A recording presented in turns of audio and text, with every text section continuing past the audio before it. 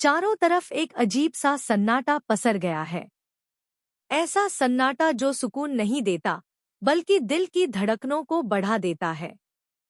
दोपहर के 3 बजे हैं, लेकिन आसमान ने अचानक स्याह चादर ओढ़ ली है। परिंदे अपने घोंसलों की तरफ बदहवास भाग रहे हैं, मानो उन्हें आने वाले बवंडर का इल्म हो चुका है। फिर एक ठंडी हवा का झोंका आता है, वह हवा जो बदन में सिहरन पैदा कर दे।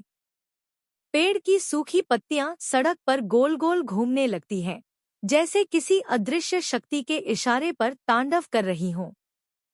धूल का एक बवंडर उठता है और सूरज की बची कुची रोशनी को भी लील जाता है। और तभी आसमान का सीना चीरती हुई एक चमकती हुई लकीर कौंधती है। सफेद, तीखी और बेहद खौफनाक रोशनी। पल भर के लिए पूरी दुनिया उस उजाले में अंधी हो जाती है।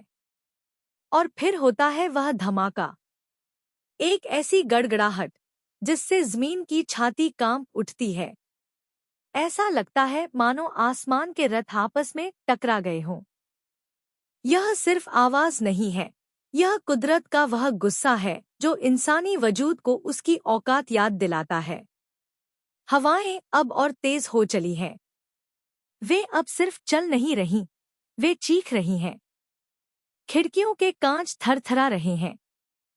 पुराने पेड़ों की डालियां टूटकर जमीन पर गिर रही हैं। ऐसा लगता है जैसे आज आसमान जमीन से अपना कोई पुराना हिसाब चुकता करने आया है।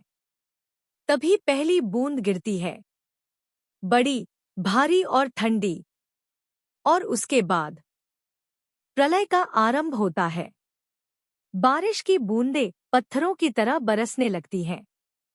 मिट्टी की सोंधी खुशबू हवा में तैरने लगती है, लेकिन उस खुशबू में एक अजीब सा खौफ मिला हुआ है। पानी की चादर ने सब कुछ धुंधला कर दिया है।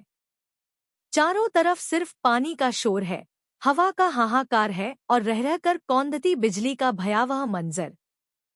यह सिर्फ एक तूफान नहीं है, यह कुदरत का संगीत है, अराजक, हिंसक और सम्मोहक। एक ऐसा नाटक जिसमें इंसान सिर्फ एक मूक दर्शक है, जो अपनी कमजोर दीवारों के पीछे छुपा हुआ अपनी लाचारी पर हैरान है। काफी देर तक यह तांडव चलता रहता है।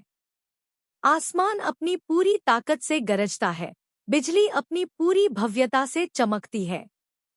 लेकिन फिर धीरे धीरे हवाओं की चीखें सिसकियों में बदलने लगती हैं। बादलों की गड़गड़ाहट दूर, बहुत दूर पहाड़ों की तरफ चली जाती है। बारिश की तेज बौछारें अब मध्यम बूंदों में तब्दील हो चुकी हैं।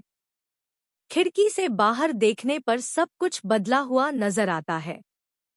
पेड़ धुले हुए हैं, सड़कें नदियां बन चुकी हैं और हवा में एक अनूठा ठहराव है। तूफान जा चुका है, लेकिन वह अपने पीछे छोड़ गया है एक एहसास कि हम चाहे जितने ताकतवर बन जाएं, जब आसमान अपनी आवाज उठाता है तो पूरी कायनात को थमकर सुनना ही पड़ता है।